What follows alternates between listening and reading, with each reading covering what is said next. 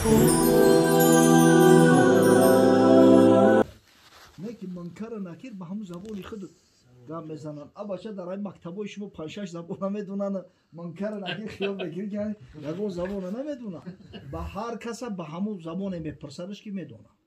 همین زبانو همش آفریده پروردگارن. یعنی هر کس همون زبان قطعی میپرسن که میدونه، یگون پرابلم نداره.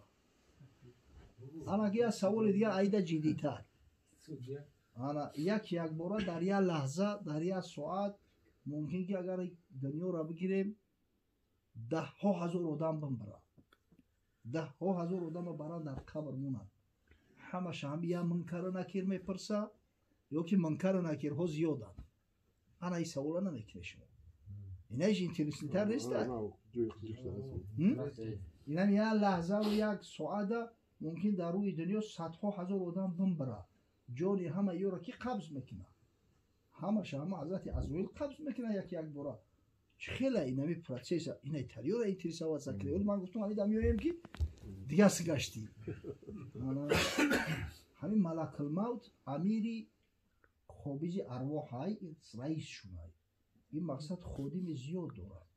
و فرمان حضرت عزرائیل ملک الموت اینمی 1,000,000 آدم هم یک ثانیه اگر بمبره روحشون قبض میکنن.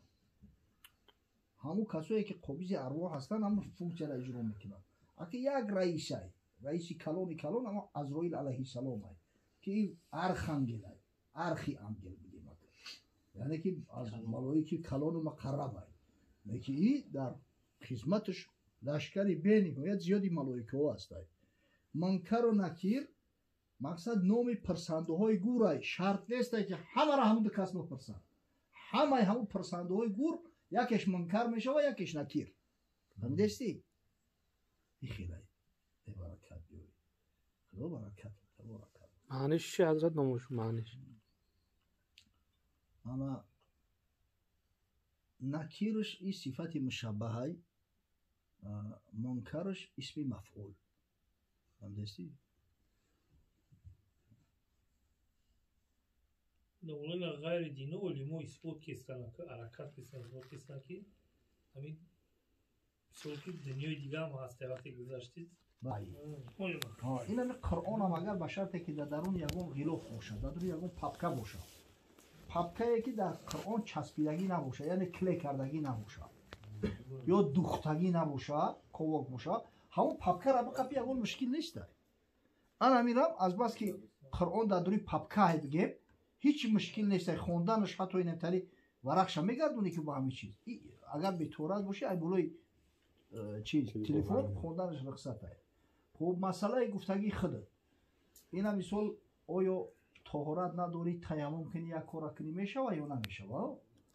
اینا مثال قرآن بقپی خیلی بخونی گفتم که اگر دست تنش نرسونی میشه، نه که اگر به شرطی که قپیدن باشه اینا باید قرآن بقپی و بگیری یه جو به جای دیگه ببری. وقتی او هسته به تیمم نمیشه. تیمم کی میشه؟ وقتی که او نیسته یا او هسته تو امکانی طهارت کردن نداری. کسلی مثال مینوس 20 بیرون. مینوس 20 گرادوس خونه. درون چی؟ درون نه عموما میگم محیط 20 گرادوس یا 5 گرادوس مینوس هوا. تو در صحرایی خیلی بگذار در صحرا باشی مثلا. خیلی در صحرا باشی معذوری. نه که خونه گرم باشه او حیله نمیشه. نه خونه گرم نمیشه میدونم. بیرون ده مثلا محیط هم خیلی محیطی باشه که مینوس هوا ده مثلا. محکم باشه. زندان باشه، زندان ده. اگر زندان ده باشی اجازه ندن که برای طهارت کنی. انا خیلی تیمم میکنی و نماز هم میخونی. لیکن مشکلش در کجاست؟ یا سال پس اگر خلاص شدی یا سال نماز همون خونده که تیمم کنی همش ایسا نقدی میکنی. برای که سبب من ایتا ای آب انسان شدگی است. همینسته حبس ای طرف انسان شدسته. همین مقصد اونجا امکان من نسای اهل الجنه اطلعت الى الارض لعضاءت بینهما و لملأت بینهما ریحا. اگر این زنکایی که خدای تعالی جنتیشو میکنه کو یک نفرش بالفرض یعنی دنیا دبو بروی اگر دیگه آخه نور خورد افتاب همه را خیره میکنه از مشرق تا به مغرب روشنی میکنه و بوش تمام یعنی دنیا را فرا میگیرن بوی مشکش به حد خشو میشود. برای طلبگار شد زیاد خریدار زیاد دارن او انا حالت میشه که شوهر کافر زنگ مسلمان خریدن میشه واقعا یا که اینا دخترکای هستن که به شوهر ای دنیا رفتن اونایی که نابالغ ای دنیا رفتن برای خدای تعالی کسی را بخواب اونجا انتخاب در دستی زنک کای اگه زنک را مقصد که دیگه شوهر دیگه نمیشه هم یک شوهر آیا آخه او شوهر سوپرمن ای اون هم خزوری هست که سال 72 حرم عیلش هم میره و این زنک ها را ما حتی برزی شوهر هست که کافی رو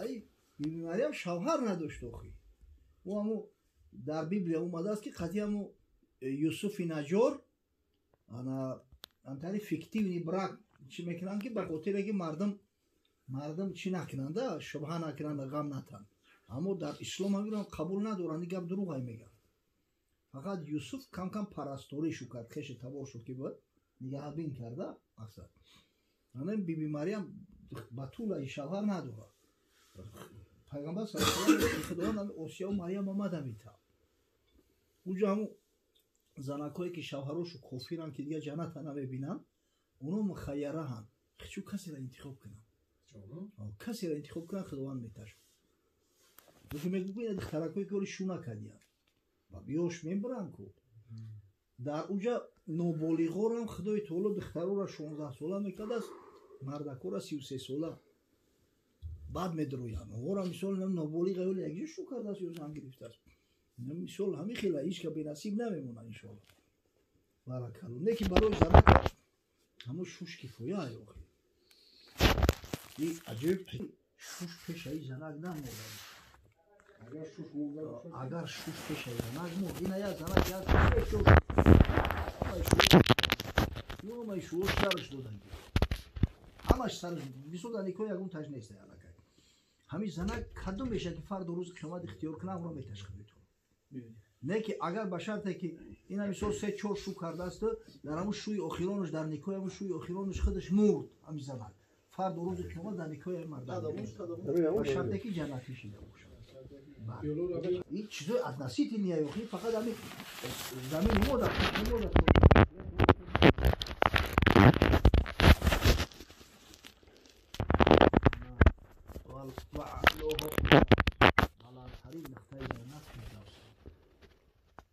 درجه همه بلندترینش فردوس میگن مکان پیغمبرو مکان صدیقا مکان بزرگا منها تفجر الانهار الاربعه 4 نهر جنت یعنی 4 نهر جنت بعد حضرت گفتی اذا سألتم میهن اما در جنت اولش که او حیاتی که تصور کنه که مرگ نداشته باشه سلامتی که بیماری نداشته باشه غنایی که فقر نداشته باشه وقتی پرابلم نیست اولش که زندگی بسیار شیرین خوش میگذره مردم هوزی ای مردم دوره سویتی دا بویترن نه که باور کنه او خیلی که مردم زندگی خوش داشتن هوزی نیست برای که همه در غم ای در فکر ای دوی چی میشه با اگر چی میشه باشه او وقت یعنی فکرو نبود پنسم هم میگیرم یا میرسم تا ماهی دیگر رو به حضور میرسم برای همین خیال میکنم که زندگیشو خوشتر بود مردم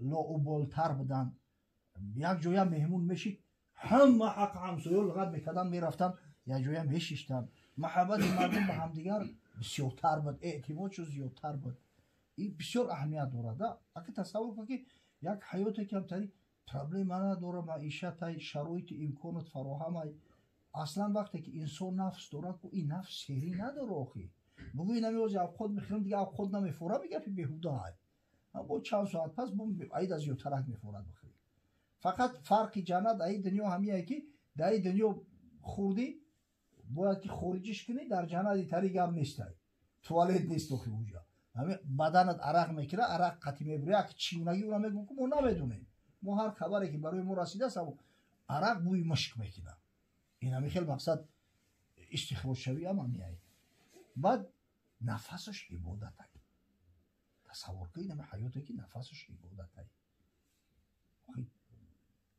جمال پروردگار را ببینی و هر وقتی همه جمال خدا را ببینن که به حد مس میشوند که تا چند مدتی را همون نوش نعمت جنت یا در چشمشو هیچی نمیتوه تو همین درجه را شنیدن.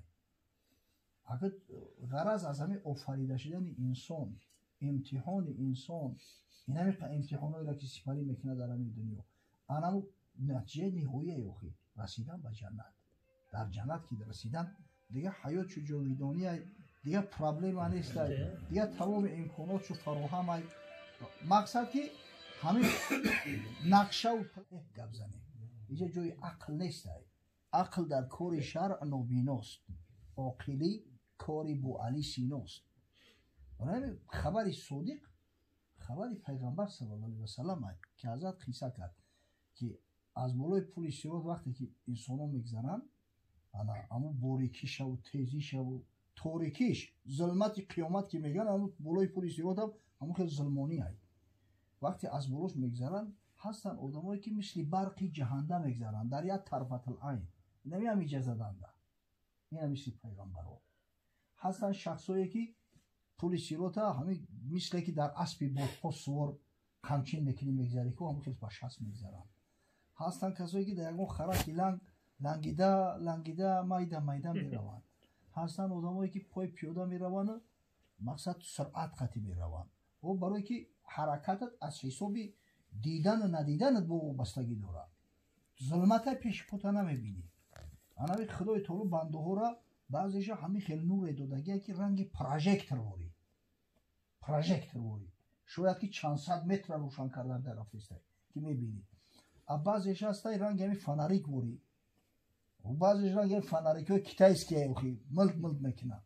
حتی میگه هست مؤمنه که به حد مقصد کارای خیرش کمه، گناهش بسیاره که همون نوری روشنی در همین سرانگشتی پوشایی، همین تا یک قدم میزنه بو میبره، وقتی خاموشی قرار میکنه با همین مقصد که همین گریانشی با همین یک قدمه که دیگه میزنه. کی میدونه خدا خودش دونایی که در چقدر مدت او پل صراط میگذره. بعد در این مدت آتش به نهایت بلنده، به حد بلنده که پهلوهای بعضی را حتی میگه میسوزونه، روغناشو میچکد، داد فیقانشو میبروید. او مومنان مثال اینا پیغمبرها و اولیاء الله به حد نور شو تیزه که آتش هم میگه خیره میکنه. حتی میگه جهنم پیش پروردگار ناله میکنه که خدایا این نوری بعضی بنده ها برای شالم پس کرده است. انا تا ای بالای پل صراط نگذری مقصد که جنت در ره نمیابی. انا این پل صراط کسی که گذشت اون طرف بعد او میگه با یک پولچک میده که جای مناقشه، جای رزباری بنده ها. همون کسایی که امکان یافتن گذشتن همونجا رزشاتشون حل میکنن. کسی را دشنام حقارت کرده، غیبتش کرده، تهمتش کرده، بزیش کرده، همونجا میقپد. خدای مسئله را حل کرد. کسی را لط کوب کرده، حقش خورده، همه رزشات میشوند. آن بعد همونجا که رزشات شد، بعد این قنطره میگن ایشا کپرکچه، با ایبوله او میگذاری جنت میدوی. همون رزشات چی خیلی میکنند اونجا؟ رزشات در اونجا فقط به عمل. این مثال یک کسی غیبت کرده یا اون میگه که این آدم را غیبت کرد، ای ثوابش بگی بتیم. در جنت مکانت موافق ثوابات هست. جنت 100 درجه دوره یخیل نیست. جای دوره که مثلا پیغمبر خدا گفت این للجنت 100 درجه، جنت 100 درجه دوره، ما بین کل درجتین که ما بین السماء و الارض، فاصله بین هر دو طبقه جنت مثل فاصله بین زمین تا آسمان است. خدا خودش دانه که چند که باشه. او همدیگر فرق میکنن. جایی هست که هر روز از صحبت پیامبر صلی الله علیه و سلم استفاده میکنی، راحت میکنی. جایی هست که ممکن ده یک ماه یک بار حضرت ببینی، جایی هست که ممکن ده یک سال یک بار ببینیش. یعنی همدیگر فرق میکنن. مکانای داره که شاید خدای تعالی هر روز از جمالش با نصیبت بگردونه.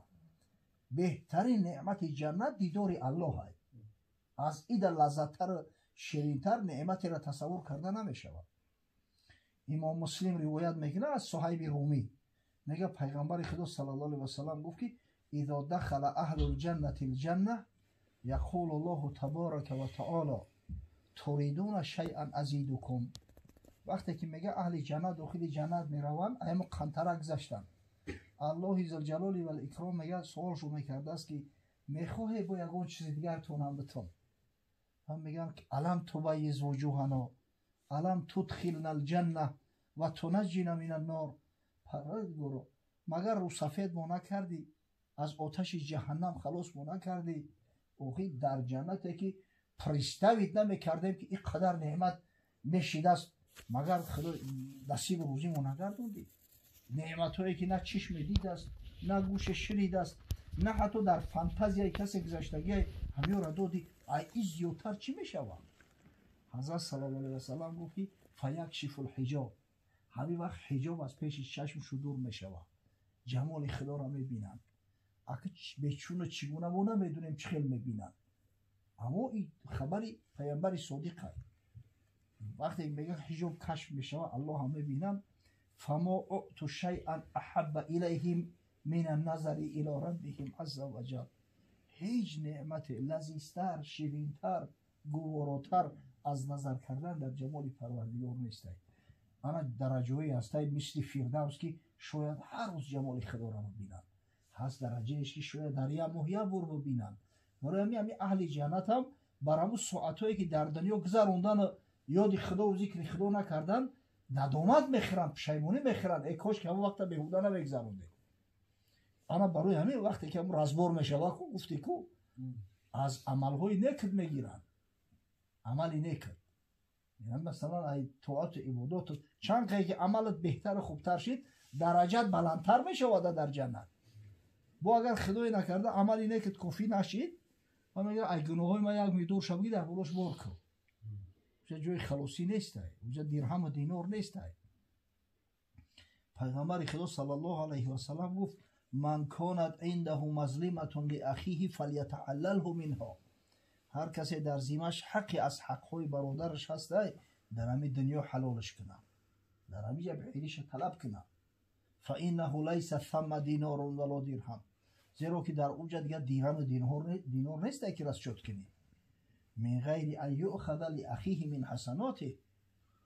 уҷа ҳамо ай ҳасанотат мегиранд, дар бародарат метан. фаин лам ябқа мин ҳасанотиҳи шайъун. агар ба шарте ки ҳасанот халос шид, дур шид, кофӣ нашид, ай гуноҳҳои ӯ мегиранд, аввалот бор мекунанд. ин масъалаи ҷиддиай. аммо ин чизо ҳамаш омаданиянд, чӣ гунагиша мо намедонем. лекин пайғамбари худо саллаллоҳу алайҳи васалам инамира моро хабар кардааст, бояд ҳамин хел бишавад. лабай дар биҳишт марг аст, чанд сол зиндагон мекунем? мошоалло. ҷаннат марг надорад, дӯзах ҳам марг надорад. мега вақте ҷаннатиҳо ҷаннат медроянд, дӯзахиҳо дӯзах медроянд, ана аки и тамсилайда ба шакли масал мега маргам ёрам ба сурати як гӯспанд, як қишқор забҳш мекунанд ва нидо мешавад ё аҳлал ҷаннати хулд ло мавт. аҳли ҷаннат дигар минбаъд ҳаёти ҷовидонии марг нест. ё аҳлан нор, аҳли дӯзах дигар ҳаёту ҷовидонии марг нест. анамо азоб дигар тамом намешавад. ана мушкил дар ҳамиайда. мисолан марг боша мегӯяд мен бирам ҷунум халос мешавад. айта дигар ҷои халосӣ надорад. ҷаннат дигар ҳаёташ ҷовидоние, дигар марг надорад, пирӣ надорад. аллоҳ, охи ӯ аҷиб як зиндагӣ будааст да. баъда мақсад че цел беохир то миллиард сол зиндагонӣ кардан. мақсад ҳар як чи мақсад ҳати аст. ана дар ҳамин дунё ба чӣ мақсад зиндагӣ мекунӣ?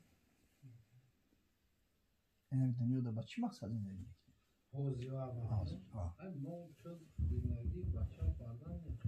инан якда ҳаминам фаҳмишиш мувофиқи мафкураи инсонай, мувофиқи ҷаҳонбинии инсонай.